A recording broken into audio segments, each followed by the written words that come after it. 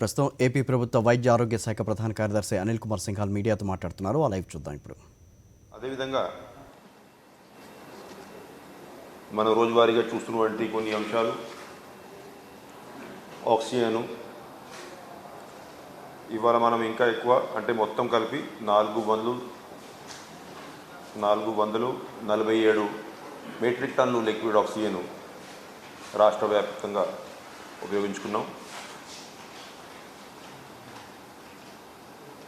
కేంద్ర ప్రభుత్వానికి మనం ఈ పెరిగినటువంటి కేసుల సంఖ్య దృష్టిలో పెట్టుకొని మా అలాట్మెంటు ఇంకా పెంచుకుంటే బాగుంటుంది అనేది ఒకటి రిక్వెస్ట్ పంపడం జరిగింది. అది కాకుండా దీనికి కావాల్సినటువంటి మిగతా అరేంజ్మెంట్స్ ఇందాక మేము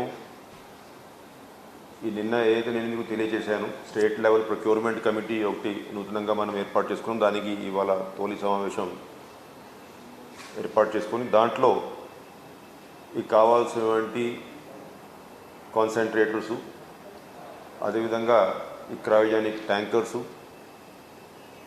స్టోరేజ్ కోసము, ట్రాన్స్పోర్టేషన్ కోసము, అదేవిధంగా ప్రతి ఒక్క హాస్పిటల్లో టీచింగ్ హాస్పిటల్ అయితే ఏంటి, మిగతా హాస్పిటల్ అయితే ఏంటి, అన్నింటిలో కూడా పిఎస్ఏ ప్లాంట్స్ కూడా ఏర్పాటు చేయడానికి కావాల్సిన నిర్ణయాలు తీసుకోవడం జరిగింది.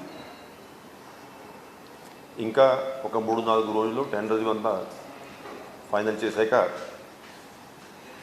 ఆ ప్రొక్యూర్మెంట్ ప్రారంభించుకొని అదేవిధంగా ఇన్స్టాలేషన్కి కావాల్సినటువంటి civil works, oxygen pipe lines ఇవన్నీ కూడా ఏపీఎంఎస్ఐడిసికి ఎంట్రస్ట్ చేయడానికి నిర్ణయం తీసుకున్నాం. మొత్తం కలిపి ఎన్ని కోట్లు ప్రణాళిక, అది ఏ దానికి ఎన్ని కోట్లు ఖర్చు చేస్తూ ఉన్నాం, ఆ వివరాలు నేను మీకు 2 రోజుల తర్వాత డీటెయిల్డ్గా ఐటమ్ వారీగా ఇచ్చేటువంటి పరిస్థితి ఉంటుంది.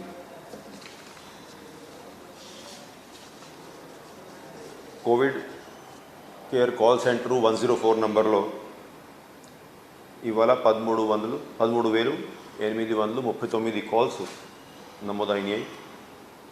రోజులాగానే దీంట్లో ఎక్కువ కాల్స్ 5,093 కాల్స్ ఇన్ఫర్మేషన్ కోసం, అదేవిధంగా 3,413 కాల్స్ కోవిడ్ టెస్టుల కోసం, 2,370 కాల్స్ హాస్పిటల్ అడ్మిషన్స్ కోసం, 1,768 కాల్స్ టెస్ట్ రిజల్ట్స్ కోసం. ఇవి నాలుగు మెయిన్ కేటగిరీస్ కాల్స్ కోసం వచ్చినటువంటివి. అయితే ముఖ్యంగా ఇవాళ గౌరవనీయులు ముఖ్యమంత్రి వారిలో ఈ కోవిడ్ పరిస్థితి మీద అధికారులందరితో కూడా సమీక్షా సమావేశం నిర్వహించి కావాల్సినటువంటి ప్రొక్యూర్మెంట్ ప్రాసెసెస్ అంతా కూడా స్ట్రీమ్లైన్ చేయాలి, త్వరగా ప్రొక్యూర్మెంట్ అంతా కూడా పూర్తి చేయాలి అనేది ఒకవైపు ఆదేశాలు ఇస్తూ, ఇంకొక వైపు ఇప్పుడు ఈ పెరుగుతున్నటువంటి కేసులు దృష్టిలో పెట్టుకొని ముఖ్యంగా మన రాష్ట్ర వ్యాప్తంగా అంటే దీన్ని కొంతమంది ఒక లాక్డౌన్ లాగా భావిస్తున్నారు. ఇప్పటికే మీడియాలో కొంత సోషల్ మీడియాలో రిలీజ్ వచ్చినాయి. లాక్డౌన్ కాకుండా మనం కొన్ని రిస్ట్రిక్షన్స్, 2 రకాల రిస్ట్రిక్షన్స్ దానికి కావాల్సినటువంటి నిర్ణయాలు తీసుకున్నారు. ఎటువంటి రిస్ట్రిక్షన్స్ అంటే ఓవరాల్ పిక్చర్ ఇప్పుడు నేను మీకు తెలియజేస్తాను. ఇంకా డీటెయిల్డ్ గైడ్ లైన్స్, ఏ సెక్టర్ ఏ విధంగా ఇంపాక్ట్ అవుతుంది, ఏ సెక్టర్ ఎగ్జెంప్టెడ్ కేటగిరీలో ఉంటుంది, దానికి కావాల్సినటువంటి ఆదేశాలు రేపు ఇవ్వడం జరుగుతుంది.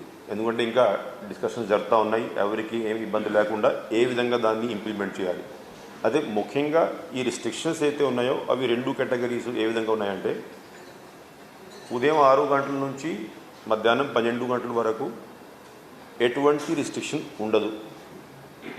లైఫ్ యాజ్ యూజువల్ ఉంటుంది. ఏ విధంగా అయితే ఇప్పుడు ఉండే పరిస్థితి ఆ విధంగా ఉంటుంది, ఎకనామిక్ యాక్టివిటీస్ సహా. కానీ దాంట్లో ఒకటే రిస్ట్రిక్షన్ ఉంటుంది. ఈ ఉదయం 6 నుంచి మధ్యాహ్నం 12 గంటల వరకు రిస్ట్రిక్షన్ ఏంటంటే రెగ్యులర్ యాక్టివిటీస్ ఏదైనా చేసుకోవచ్చు. ఓన్లీ థింగ్ ఈజ్ సెక్షన్ 144 అమల్లో ఉంటుంది అన్ని జిల్లాల్లో.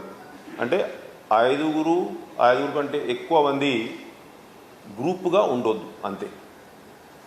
సపోజింగ్ ఒక షాప్కి వెళ్ళారనుకోండి, క్యూలో ఎవరికి వాళ్ళు డిస్టెన్స్ పాటించి ఐటమ్స్ కొనుక్కోవడానికి నిలబడ్డారనుకోండి, అది వేరే విషయం. గ్రూపుగా ఉండొద్దు. ఆ ఉద్దేశంతో సెక్షన్ 144 ఆ సమయంలో అమల్లో ఉంటుంది. ఇది ఉదయం 6 గంటల నుంచి మధ్యాహ్నం 12 గంటల వరకు. అదర్వైజ్ ఏ యాక్టివిటీ అయినా నార్మల్గా ఏ విధంగా అయితే ఇప్పుడు చేస్తూ ఉన్నామో ఆ విధంగానే బయట మార్కెట్స్ ఓపెన్ కానీ, షాప్స్ ఓపెన్ కానీ, ప్రజలు బయటికి వచ్చి ఏమైనా వేరే ప్రైవేట్ పనులు చేసుకోవడం కానీ, ఏదైనా అన్ని యాక్టివిటీస్ యాజ్ యూజువల్గా ఉంటాయి except for this 144 section restriction. మధ్యాహ్నం 12 గంటల నుంచి ఇంకా మరుసటి రోజు ఉదయం వరకు అది దాదాపు కర్ఫ్యూ లాగా పరిస్థితి ఉంటుంది. అంటే ఓన్లీ ఎగ్జెంప్టెడ్ కేటగిరీస్ వాళ్ళు బయట వచ్చేసేసి ఆ కావాల్సినటువంటి పనులు ఏదైతే అప్రూవ్డ్ పనులు ఉంటాయో, అప్రూవ్డ్ యాక్టివిటీస్ ఉంటాయో అవి చేసుకుంటూ ఉండవచ్చు. అయితే దానికి ఒక సరి అయినటువంటి లిస్టు ఏ కేటగిరీ ఎగ్జాంపుల్ కేటగిరీ వస్తుంది. ఉదాహరణంగా మెడికల్ ప్రొఫెషన్ ఉంది, అన్ని హాస్పిటల్స్ పని చేయాలి, టెస్టింగ్ ఫెసిలిటీస్ పని చేయాలి. అదేవిధంగా మీడియా, ఎలక్ట్రానిక్ అయినా ప్రింట్ అయినా వాళ్ళు దాని పని చేసుకోవాలి. కేబుల్ టీవీ ఆపరేషన్స్ ఇవన్నీ జరగాలి. ఈ గ్రామాల్లో అంతకుముందు కూడా గవర్నమెంట్ ఆఫ్ ఇండియా లాక్డౌన్ పెట్టేటప్పుడు ఇటువంటి రిలాక్స్డ్ కేటగిరీస్ ఏదైతే ఉంటాయో, అగ్రికల్చర్ ఆపరేషన్స్ లేకపోతే ప్రొక్యూర్మెంట్ ఆపరేషన్స్ ఇవన్నీ జరుగుతూ ఉండాలా.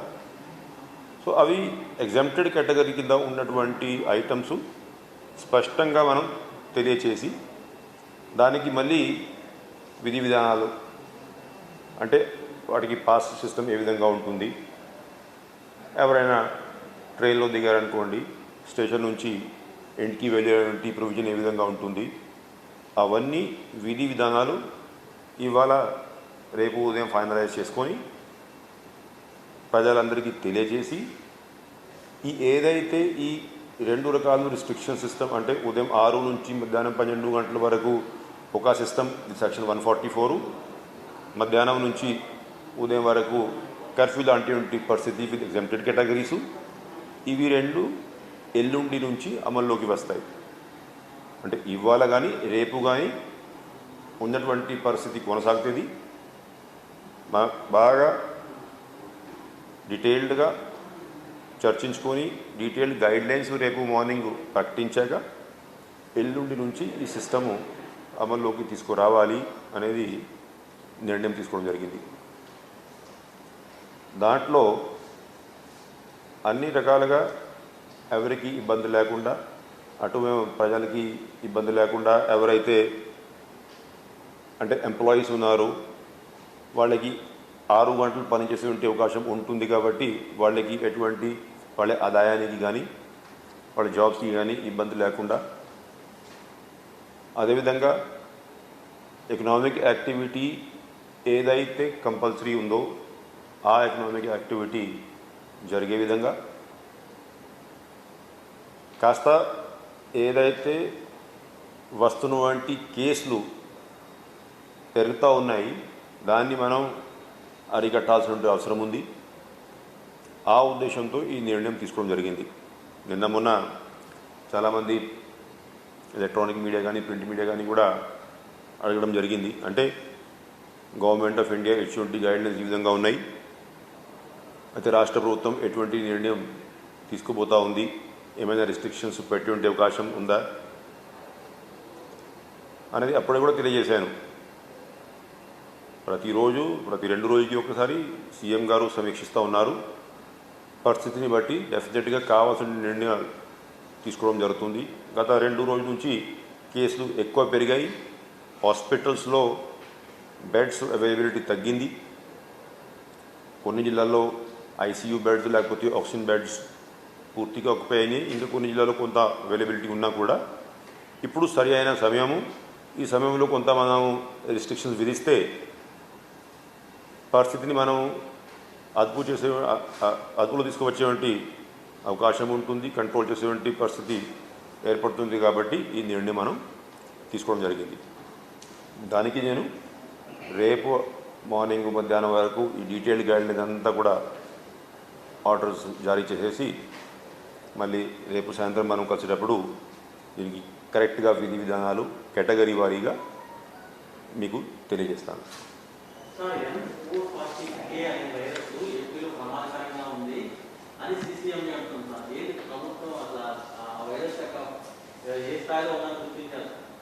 ఏది వైరస్?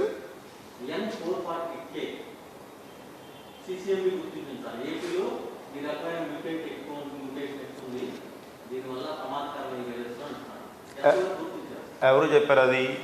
సిసిఎంబి ఇట్లా గుర్తించాను. సిసిఎంబి డాక్టరు మా అధికారులకి ఇప్పుడు ఎప్పుడైతే ఈ ట్వీటు కొంచెం మొదలైందో, ఈ వైరస్ 10 times డేంజరస్ అట్లా ఎట్లా మొదలైందే, అప్పుడు సిసిఎంబి వాళ్ళని కాంటాక్ట్ చేయడం జరిగింది.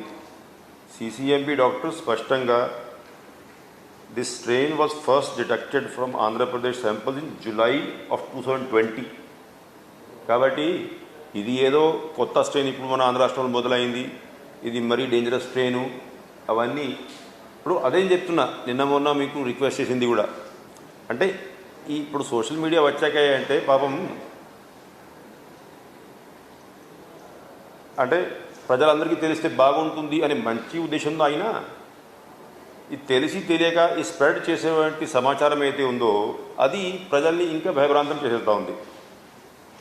ఆ ఫ్యాక్ట్స్ కనుక తెలిస్తే నిజంగానే ఒకవేళ ఆ సిసిఎంబి కన్సర్న్డ్ ఆఫీసర్ ఎవరైనా చెప్పి ఉన్నా కూడా బాగానే ఉండేది.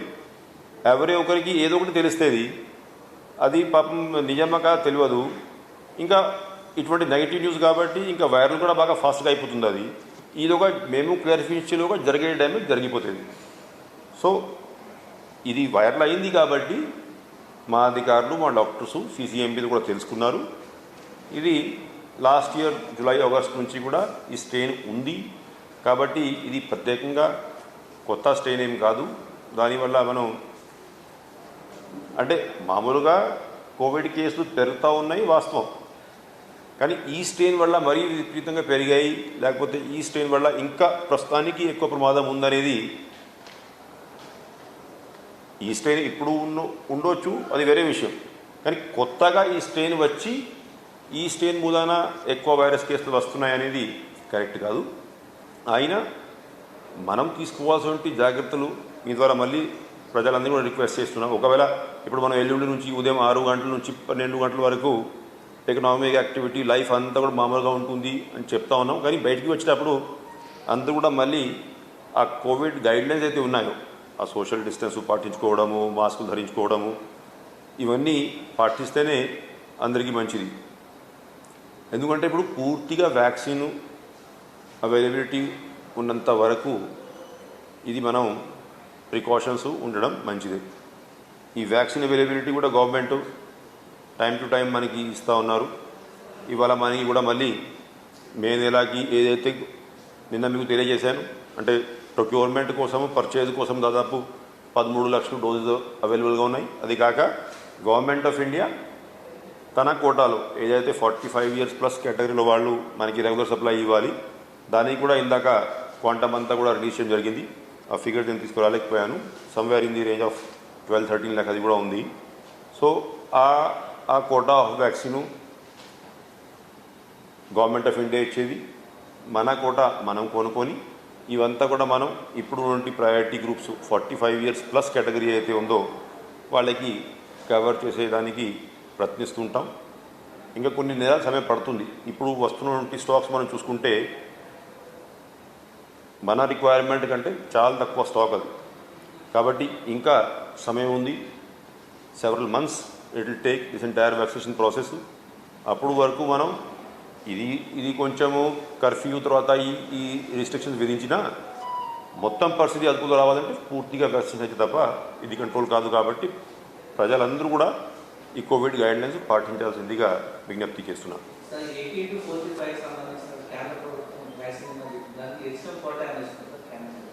నో, ఇప్పుడు 18 to 40 అంటే మీరు అడిగేది ఏంటి అంటే ఏదైతే 45+ కేటగిరీకి వాళ్ళు ఇస్తున్నారు. 18 to 45 కోటా మనం కొనుక్కోవాలి. దానికి కూడా అలొకేషన్ ఇచ్చారు వాళ్ళు, అది నేను మీకు మొన్న డీటెయిల్స్ ఇచ్చాను. వాటికి కావాల్సినటువంటి పేమెంట్స్ మనం చేయాలి, మనం చేసుకొని మనం ఆ కంపెనీ ద్వారా కొనుక్కోవాలి. కానీ మన రాష్ట్ర ప్రభుత్వం ఏం నిర్ణయం తీసుకుని స్పష్టంగా తెలియజేశాను, కన్ఫ్యూజన్ చేయవద్దు. అది 18 to 45 కోసం కేంద్ర ప్రభుత్వం మీరు కొనుక్కోండి అని చెప్పినా కూడా మనం మాత్రం ఆ స్టాక్ కూడా 18 to 45 చేసే బదులు ముందు 45+కే వాడుకుంటాం.